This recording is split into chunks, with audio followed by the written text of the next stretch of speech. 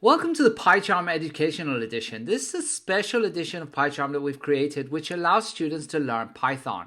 We'll get started by clicking on Introduction to Python. This is our workspace area. Here is where we're going to be writing Python code and completing our different exercises. Now we can see that right now there isn't an exercise open, and PyCharm uses this area to provide us with information about useful keyboard shortcuts that we could use. And it's quite convenient to get used to these keyboard shortcuts and avoid constantly having to resort to the mouse. On the left hand side at the top we have Introduction to Python. Now here we can see that a course normally consists of multiple lessons, each of which have one or more tasks. So in this case we have lessons introduction, variables, strings, etc. and each of these have their own series of tasks. So introduction has our first program, comments. At the bottom we see the progress that we're making, the number of lessons that we've completed, the number of tasks completed. So let's go ahead and get started. If we open up a task, the first thing that we notice is that we have at the very top the task text. Now this explains to us what it is that we have to actually do for this exercise. Below that we see a series of icons. We see an icon to check that the task is correct. So this is what we would hit once we have completed the exercise.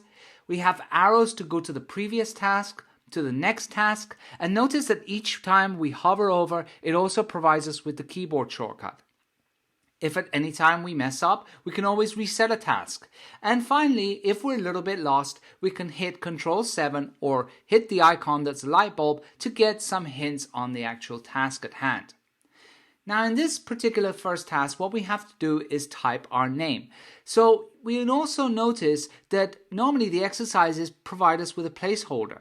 So if we just click there, we can just start to type our name. In my case, it would be Hattie. And I could go ahead and hit the Check Tasks button and see if I've done this correctly. And there we go. We have successfully completed our first task. So let's now go over to the next task. This exercise consists of teaching us about variables. And what it's saying to us is that we need to change the value stored in the variable greetings. So let's say that I go and type something. For instance, I'll write even something. And what happens is that now if I hit the check task, it tells me that there are syntax errors. So note that this is actual valid Python code and it's being run by the interpreter. So here it's saying that this is actually a syntax error because I've not used quotes. I need to define a variable, a string variable, in terms of quotes. So let me go ahead and try that again. And I'll say this is greetings. And if I hit run now, and we can see that while this is now valid Python code, it is in fact not the correct answer to the exercise, because the exercise is telling us that we should assign a different value to the variable. So let's say we're going to put another greeting, and let's try it again, and now great, we've completed this correctly. In this exercise, what we need to do is see what happens if we try and use a variable that is not defined yet. So in actual fact, what we're doing here is the opposite of the previous exercise, which is trying to generate invalid Python code. So let's type, for example, second variable. Now we can see that again we've completed the exercise correctly, and in this case the correct answer is generating an invalid Python output, which in this case is saying that the second variable is not defined yet. So not every exercise results in valid Python code. Moving to this exercise, what we're going to do is learn a little bit about types in Python and also make use of some of the features that PyCharm offers us in terms of code completion. So I could start to type, and we can see that PyCharm provides me with completion. So I write type, and then we can get completion on all the different values that we can pass to type. And in our case, it would be float number. So again, we'll complete this exercise, and we can see that we've done that correctly. Now at any time we can just skip an exercise if we want to and come back to it later. So let's do that in this case and move on to the arithmetic operators exercise. Here we see that we actually have two placeholders, and what we need to do is divide the number by 2 and then calculate the remainder.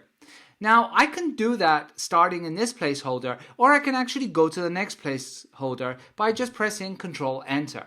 So in this case what I have to do is calculate the remainder, and if I'm not sure exactly how to do that, or I feel a little bit lost, apart from reading the task text at the top, we could always look at the hint, which we can get by either pressing Control 7 or hitting the light bulb. And in this case, it's saying use the percentage operator, which in fact is the modulo operator. So we'll go ahead and type number modulo 2, and we'll go back to the previous one and write number divided by 2. Let's go ahead and complete that, and we can see that we've got the exercise successfully done. At any time, if we want to just try out some random Python code, what we can do is use the Python console at the bottom.